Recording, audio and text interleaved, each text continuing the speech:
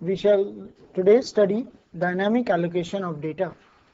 And as we discussed in the previous class, that suppose we have to write a program which sorts n numbers, where the value of n is to be read and the maximum value of n is unknown, then we cannot declare an array of size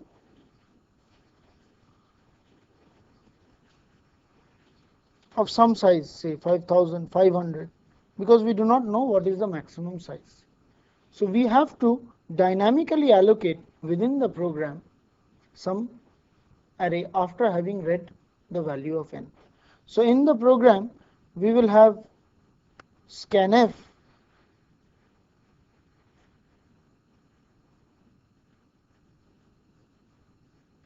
and then we will have to allocate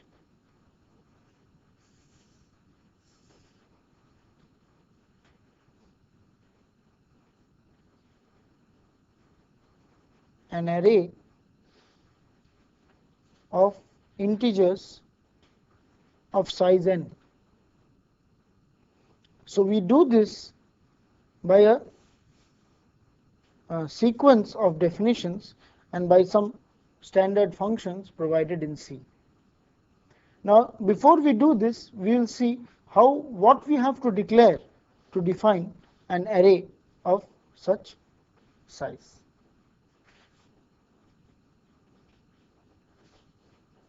So in order to declare an array of size n, after having read n, we will call the statement and we will have to define an array name for it. Now the name of the array is not known to us, so we will define a variable whose content will be the starting address of that array. So we will define b to be a pointer to an integer.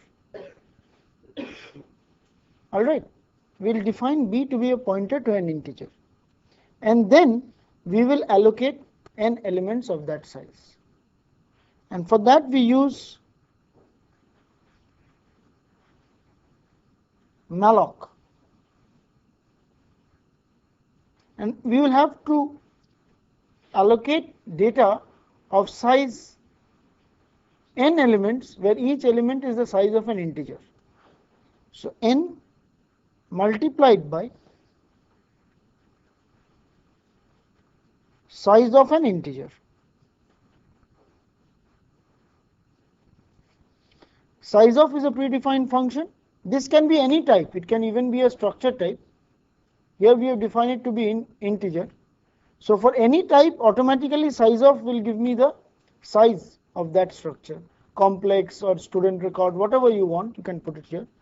And n is the number that we wanted after having read n. And we will assign it to b. But before assigning it to b, we have to do what is called typecasting.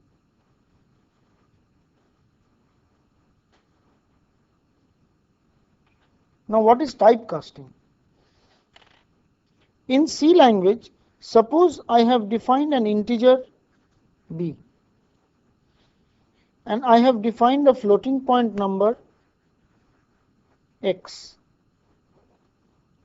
Now suppose I want to do x is equal to b, and I want, normally when x is made it assigned to b, system does an automatic type change. But if you want to explicitly do this type change, you have to write x is equal to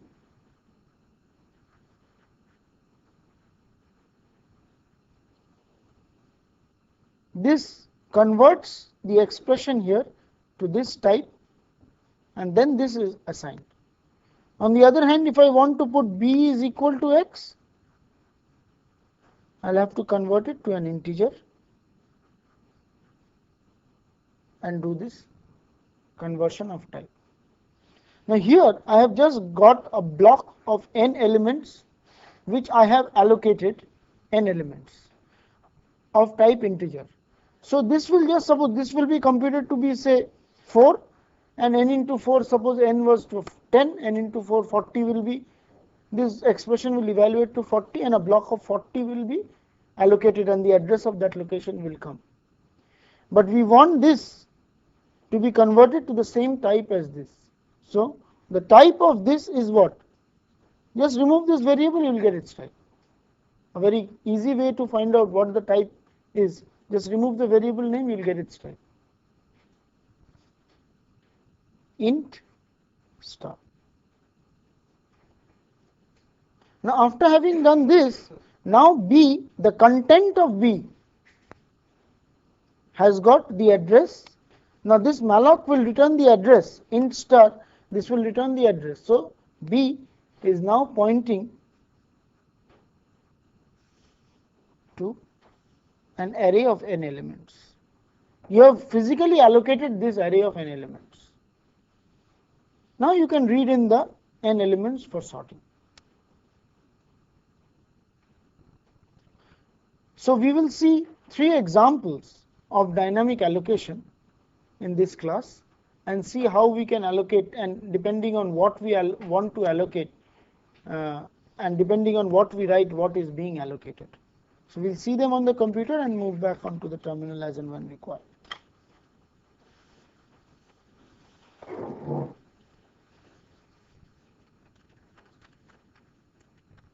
The first one is a simple one. It is just as we discussed. We defined a pointer variable int star b, and here we have done the allocation. B is equal to int star typecasting malloc 10 into size of integer. Now let us see what happens after malloc. B, what is B? The B will give you the content of B, mind you. When I write B, it means the content of B, because it's a variable. Will give you the address of this. B plus 1, since it's a pointer to an integer, it will increment it by the size of an integer. B plus 2 will increment it by the size of integer, one more. And you can now use it just like you use an array. B2, which is equivalent to what we wrote down in the previous day. When in any array, when I write B2, this is converted to this expression, star of B plus 2, which is the same as here. So you will see when I do B2 equal to 4, I will get star of B plus 2 is equal to 4. So let us see what gets printed at B, B plus 1, B plus 2 and star of B plus 2.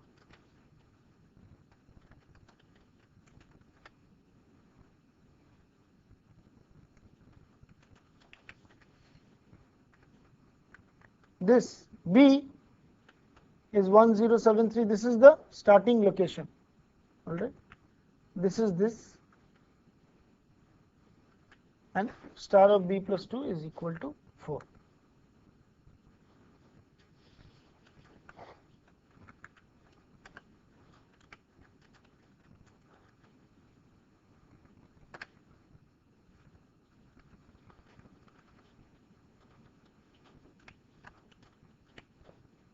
Suppose we made it into a floating point number, then this casting we will have to change.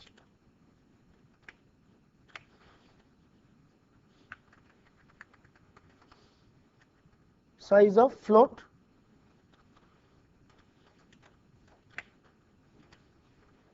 The rest will remain identical. There is no change in the rest of them. But this B plus 1 now will jump by a different amount, and which we will see now.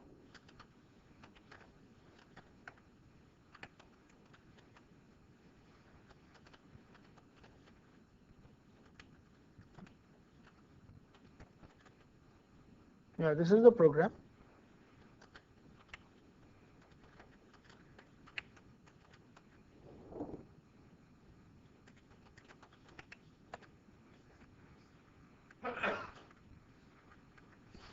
Oh, did we compile it? Yeah. Percentage F we did not give. That's right.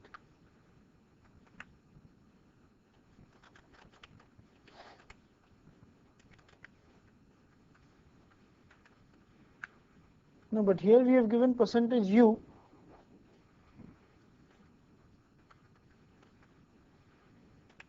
That's all right, but let us see. Here we have given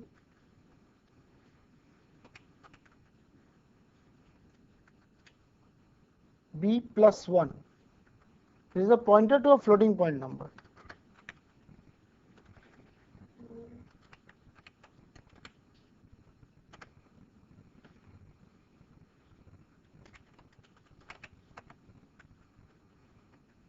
A0 to A4. So here again 4 are allocated. A4 to A8 and B is 4. Fine. But only 4 places were allocated.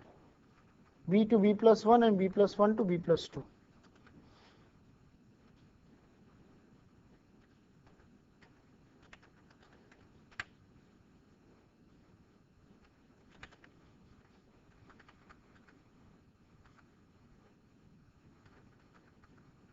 Okay.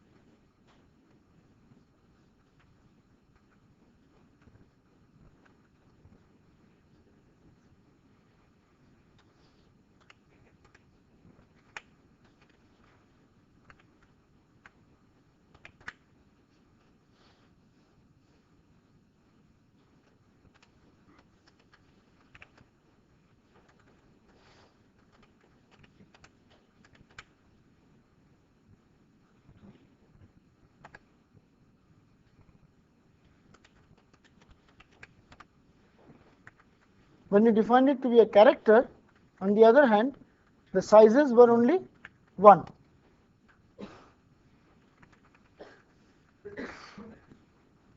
Just 1, 1 and 1.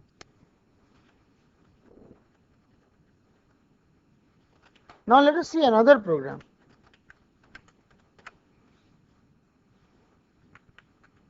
And let us see this declaration. Int star B5. So let's analyze what this means.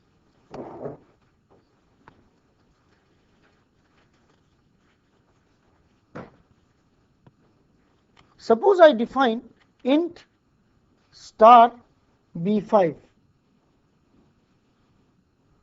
What does this mean? This is equivalent to int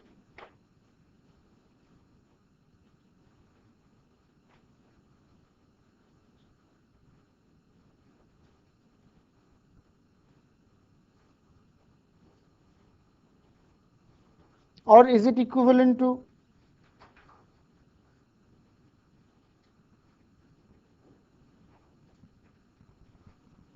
or are they same? Can you see these two things? What does this mean?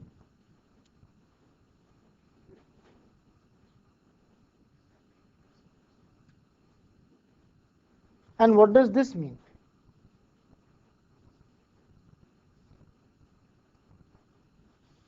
This means that an array of 5 elements, this one means that there is an array of 5 elements and each of them is a pointer to an integer.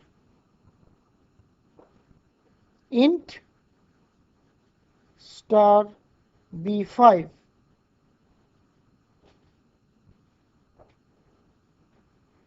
an array of 5 elements and each of them is a pointer to an integer. So this definition leads to an array of 5 elements. So 5 elements are allocated of pointer type and each of them is a pointer to an integer. So you can now, if you malloc on B0 with 10 elements, you will get 10 elements here. If you malloc on B1, you will get another 10 elements here. If you malloc on B2, malloc on B3, malloc on B4. Alright. So let us see how we will get this program. Here we have done int star b 5. So we have defined an array of pointers to integers, and in a loop from 0 to 5 we have allocated each bi to 10 integers. So that way we have defined an array of a two-dimensional array has been defined. A two-dimensional array has been defined, 5 by 10. All right, and you can access that two-dimensional array. For example, b plus 2. What will b plus 2 give you?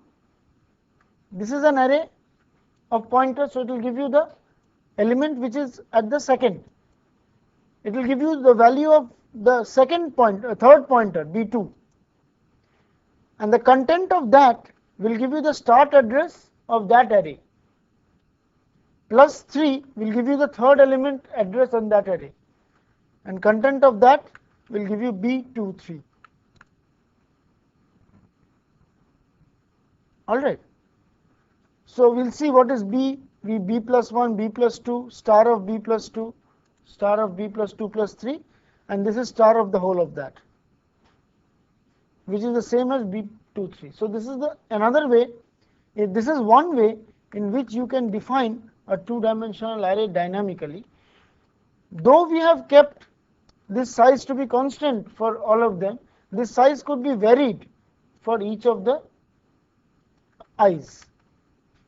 For each of these i's, this size, the size here, this 10, could have been different. So you could have got an array of variable dimensions on each of these columns. If these are the rows, if there are 5 rows, then on each of the columns you would have got a different dimension.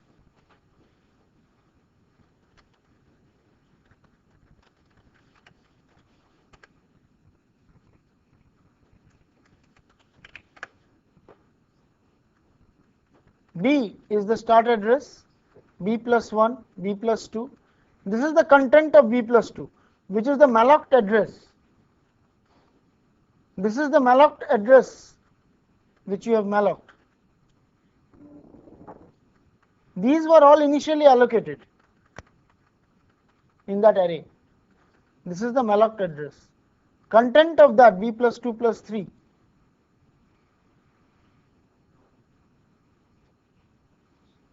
Plus 3 will move by 12, and then what did we do? We did the star of this, we assigned to 5, which is the same as b23 is equal to 5.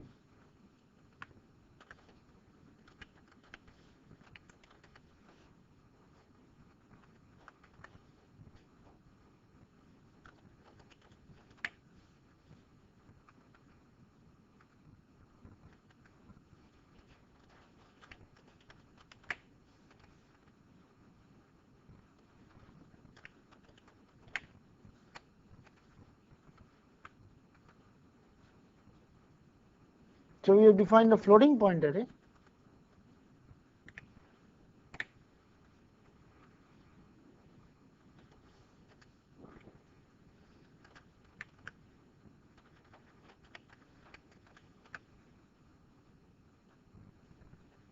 I've got some line 7.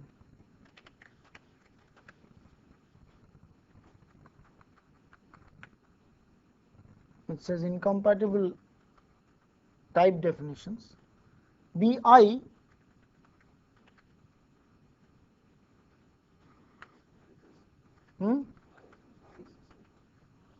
oh.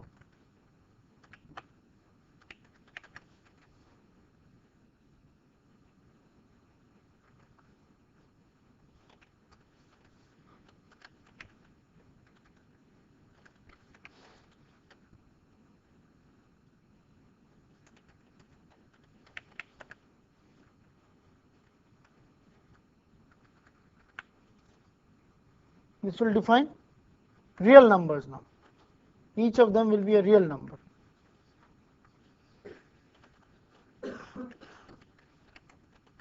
Similarly, if you wanted to define an array of pointers to characters, you could have defined it. An array of pointers to complex numbers, this should have been just complex, provided you had defined the type definition of complex, and you would have been able to do that.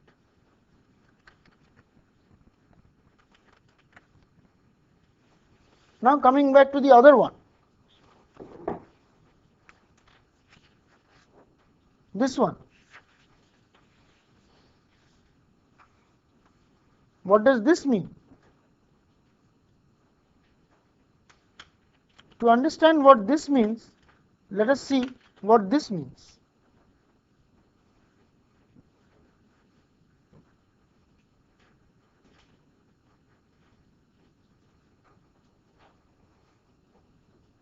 To understand what this means, let us see what this means. This means A 10, so there is an array A of size 10 integers. So now look at these two. A is the address of the array. So this says the content of B is the address of an array of 10 integers. So what is B? B is a pointer to the first such content. And in order to define a two-dimensional array, if you define 5 such blocks of B, you will get a 5 by 10 array. If you define 20 such blocks of B, because each block is of size 10 elements. The other one was, the previous one was a pointer to arrays. The advantage with the previous one, see, look at the previous one, look at this one. Suppose you wanted to define, you are writing an editor and you want to define lines, alright. Now each line will have variable size. Whoever is writing an editor, you will define a character.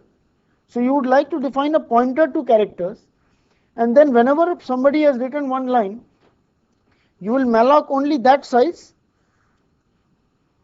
The next line, you will malloc only that size, whatever is written, so many characters. The third line, the fourth line, so on. This way you can malloc variable sizes if it is a pointer array. This is a pointer array. On the other hand, each of them is a block of 5 characters, 5 array of 10 elements. So if you do B plus 1, you will jump 10 integers.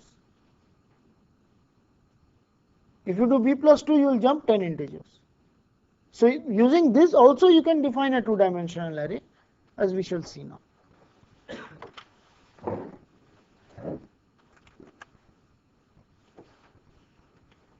Int star x 10. Again malloc 5 into 10 into size of int, that is fine. But the typecasting has to be given carefully. One easy way of giving typecasting, as I told you, just remove the variable name, you will get the type. Remove all the variable names and the values of the constants, you will get the type. Here, just remove this x and this 10. This is one thumb rule which is often usefully applied. Malloc 5 into 10 into size of int. Total 50 blocks have been allocated. Then you write what is x, what is x plus 1, what is x plus 2, what is the content of x plus 1, x plus 2, what is the content of x plus 2 plus 3, and so on. So let us see what this gives.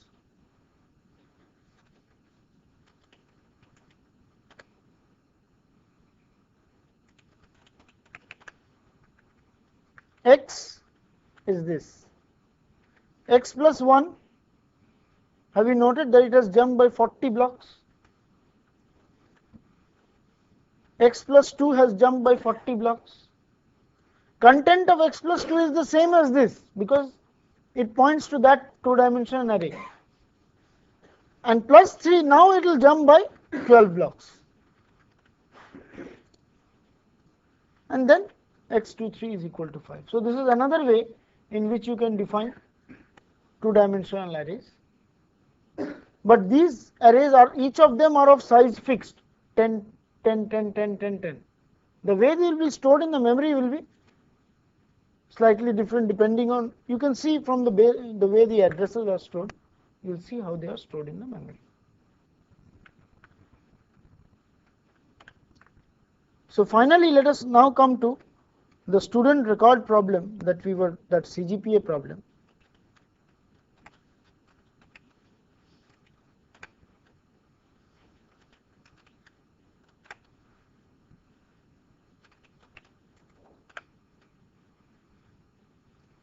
So now what we want is, we will not define, whenever for one student we will allocate.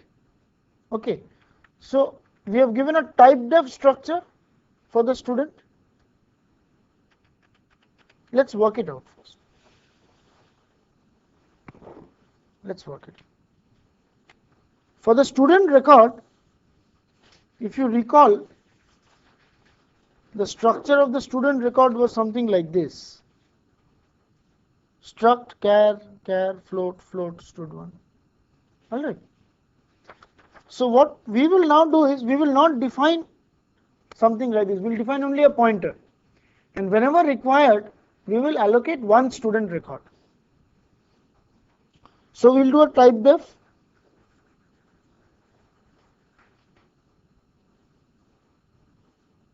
char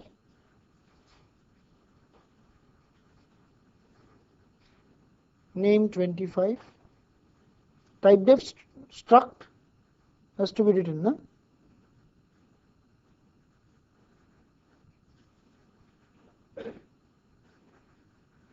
Char roll number 8, float is GPA 8, float CGPA 8.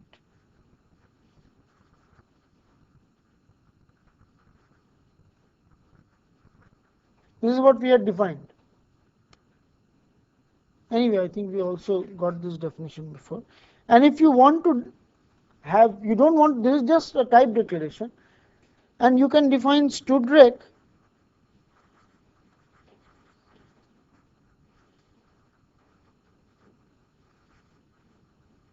now. You have defined a pointer to that,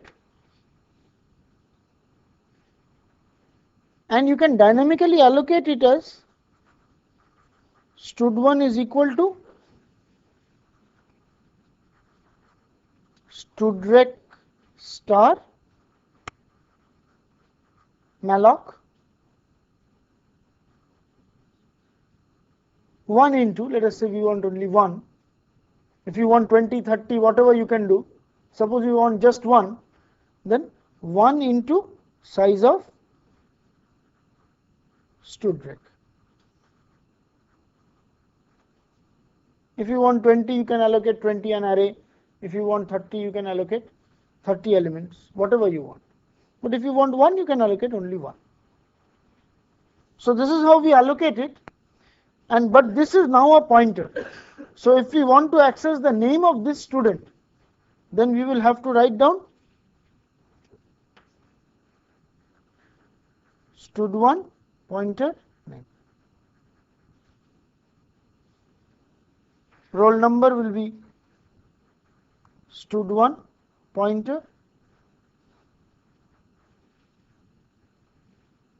The 5th semester CGPA of this student will be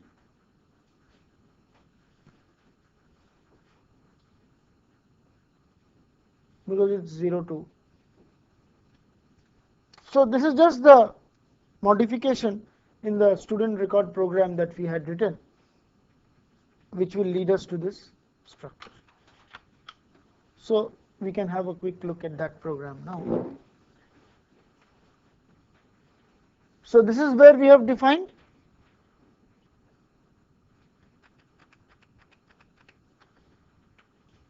this is stud1 is a student type. We malloced this. stud1 is equal to stud type star malloc size of stud type. So if nothing is written, it is 1 into. Then give the name of the student. Now in scanf, since it's a string, stud1 dot name will give the name of that string. We don't have to give here. Then roll number, pointer, then the number of semesters.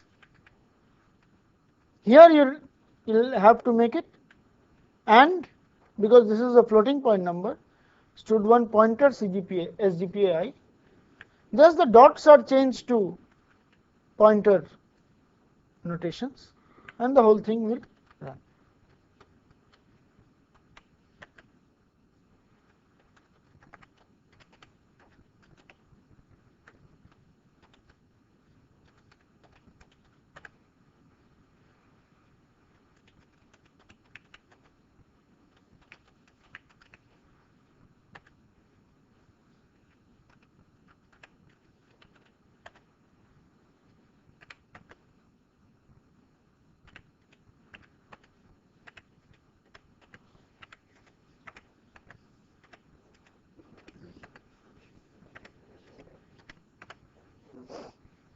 So if we just so this is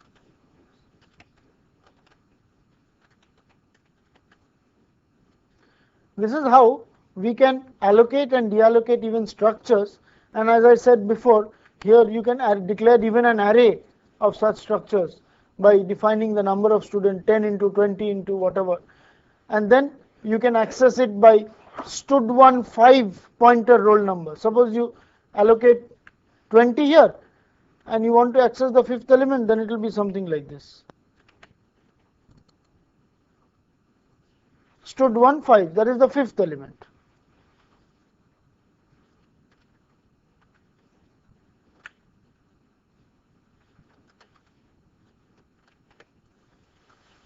So we have seen how dynamically we can allocate structures and we can allocate data. But if I give you this problem, that I will tell you to sort n numbers, all right, or I will tell you to even print n numbers, but I will not tell you how many numbers are there, neither will I tell you the value of n in the beginning. You will read n numbers and then I'll ask you, do you want to read another number, yes or no? And you will continue like this till I say no. So now, given n is there is no constant known for n, neither do we have a value which is read saying n is equal, you read n and then you allocate n elements. I'll tell you to read elements and I'll tell you to stop when the user wants you to stop. So you cannot really now allocate so many elements together, and you cannot allocate one element at a time because you will need so many pointer variables to allocate, and you won't know even the size of the pointer array to declare if you want to declare it as a pointer set of pointers. So how do we define those structures where the inputs come dynamically and you have to stop only when you will have to stop at a particular point of time?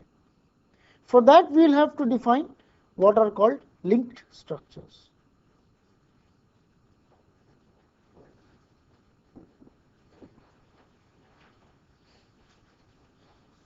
That is, I will read in one element, and in this element I will store two things. One thing I will store is the value of this element, and the next thing I will store is a pointer to the next element if it is read. So first I read in 50, and this is what we call nullified, grounded. There is no, we say there is nothing like this. And when you read in another element, you malloc a new element and make this pointer point to that element. So you have 50, the next element, you read in another element and you make say 60, like this. Then you read in another element.